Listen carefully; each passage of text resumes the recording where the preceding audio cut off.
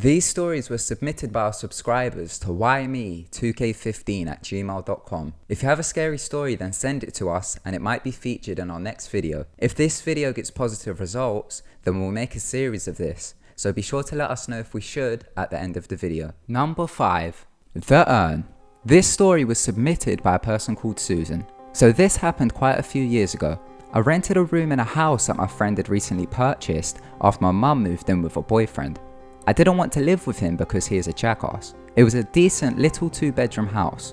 I had only been living there for a month or two and everything had been pretty chill. My father had died around January of that year and my mum didn't want to keep the urn inside her house or put it in storage. A little backstory. I didn't hear from my dad for around 6 years. This was until the cops knocked on the door in the middle of the night and told me that he had overdosed.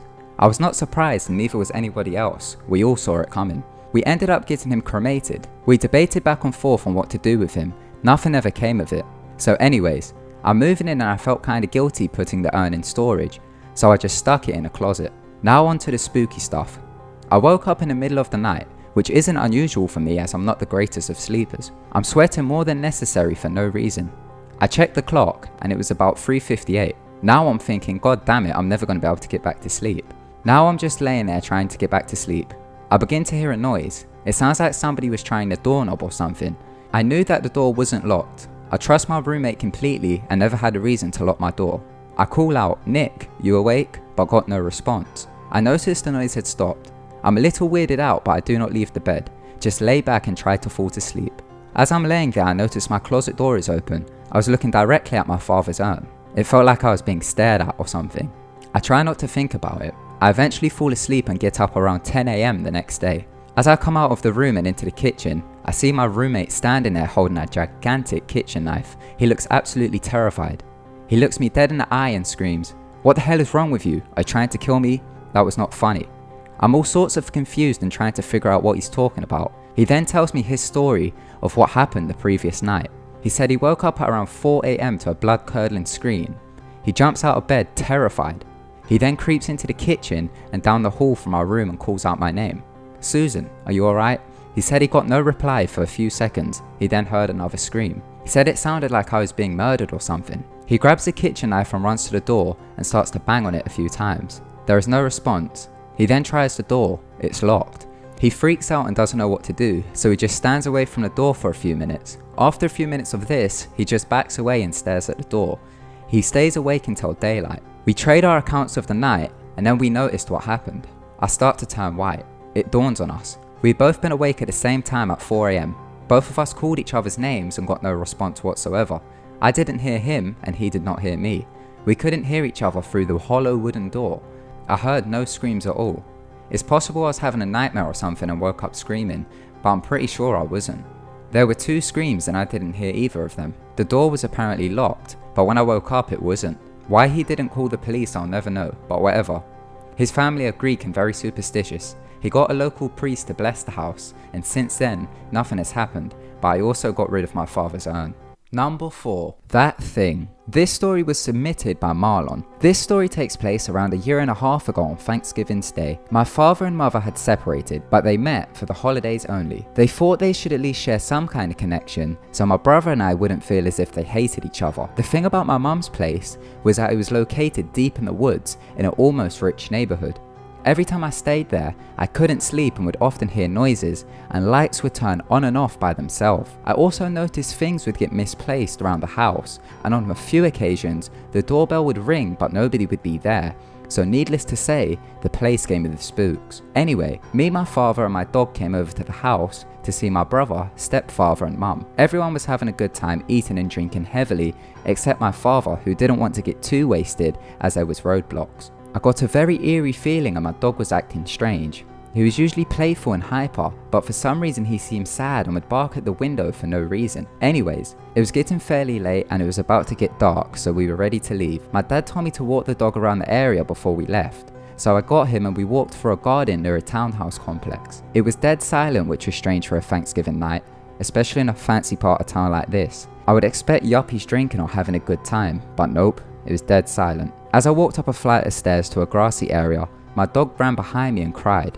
I said, "What's the matter?" I then looked up and saw a dark 7 or 8 foot figure with 2 white dots for eyes. It was a very large build, it almost looked like the Hulk. I froze. I felt like I couldn't move. I turned around and walked slowly as I felt if I ran, whatever this thing was gonna kill me. As soon as I reached the entrance of the garden, I ran like hell to my dad's car and yelled, "Drive now." I looked out to the distance and saw that thing, its beady eyes looking directly into my eyes.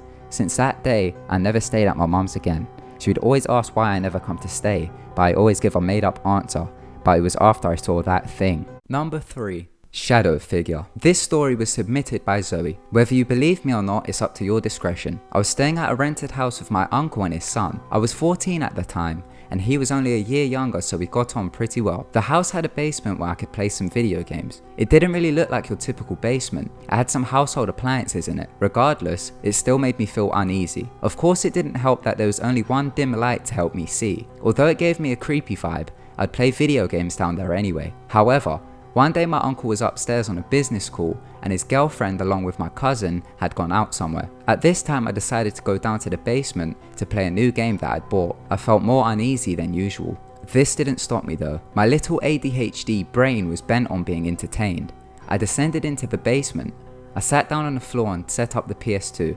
I felt very frightened, I'm not sure why, but it felt like somebody was watching me. On top of that, I couldn't get the TV to turn on. This went on for a few seconds. Then I looked up at the TV. Just above it, a small shadowy faceless figure appeared. It seemed like it flew out the top of the TV. I have no idea what it was. It only appeared for a few seconds. I can't exactly remember my reaction, but I do remember being shocked and frozen in place. I think at that point, I just went back upstairs, but my memory is fuzzy. I'll never forget that small cloaked figure and the creepiness that the basement gave off. The viewer that sent in this story also sent in a painting of what they believed they saw, so this is what it is. Number 2. The recordings. This story was submitted by Chris. This is my story that happened about 10 years ago. I am 23 now. I was a teenager at the time. To my belief, this was in 2006. For most of my childhood, I stayed at my grandmother's house. I did live there for quite some time. In the upstairs bedroom, I'd listen to a portable radio and sometimes record the music on there. I mostly listened to Croc FM. From the songs I remembered recording on this particular tape was Angels and Airwaves, Shiny Toy Guns, and Blondie. There was also a talk show recording that I accidentally recorded. I played the tape quite a few times and everything was fine. Then one day, I was taking a shower and I played the tape on a cassette player. The song that was playing was Blondie's Heart of a Glass. Around halfway through the song, it stopped. There was a voice that began to play. From what I remember, I believed it was the devil. The devil on a radio show. Sounds like a movie, doesn't it? But that is what it was, or at least some demonic spirit. It was one of those things you kind of witness and you could feel it down in your soul. The feeling that this ain't no game. This is real. The thing or moment that makes a person believe in such things as angels, demons, or maybe even God. Because it was so long ago, I don't really remember what it exactly said, but I remember the voice sounding monstrous. It made me think of Godzilla. It did sound somewhat staticky, but it was not static noise. It sounded like words. This went on for maybe a minute, then after, Heart of a Glass continued playing from where it left off. I felt frozen. To my disbelief, I rewinded the tape and played it again. The voice recorded itself over the tape I took out. I inspected the tape as I thought that it may have been caused by damage, but the tape was fine. The tape reel was all there, no damage, no nothing. This was the first time I think I recorded some kind of spirit.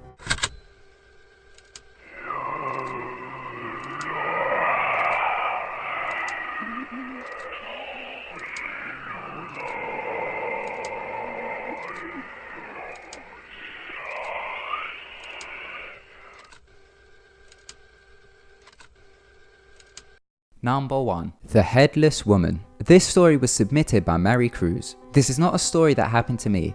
It happened to my dad, his older sister and my aunt when they were younger. My dad and his siblings grew up poor in Mexico. They lived on a farm in a very rural area where each house is far apart and there is only one road. One evening, my aunt asked my dad to accompany her to take the trash out into the bin across the street where the trash would be picked up. Of course my dad obliged and together they went outside. As a side note, their land was surrounded by a wall that functioned in order to prevent the animals from leaving, but also had a few benches attached to it for the purpose of socializing. They noticed an old frail lady sitting, crying on the bench near the gate doors. Cautiously, they approached her as they worried something was seriously wrong with her and she might need assistance. As they got closer, they saw her face was completely covered. She was wearing a headscarf, ones that widows often wear. They asked her, "Are you okay?" Mind you, it's a small town where everyone knows everyone, so they assumed they was one of their mum's friends. Once they were a few feet away from her, she finally looks up at them. My aunt and dad just stare at her, but get no response.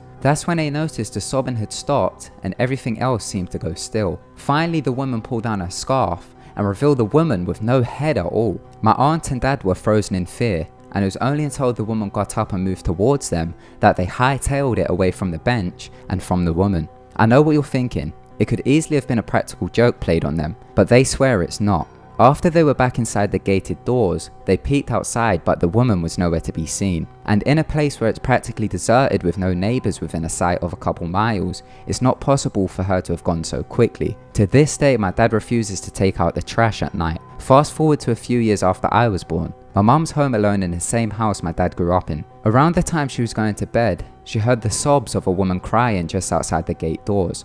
My mum said that she froze in terror, and just while the sobs rang throughout the house, she dared not to move because she was superstitious and knew the folklore surrounding the wailing. After the sobbing stopped, she felt as if her heart was going to explode. There is no way anything human can make such a cry. She quickly prayed and stayed up the whole night, but never heard the sobs again. After reading this story, it reminded me of a creepy folklore originating from Mexico called the Weeping Woman.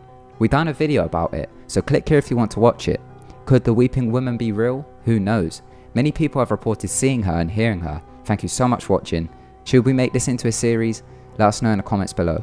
Don't forget to subscribe to keep updated with our videos. Goodbye.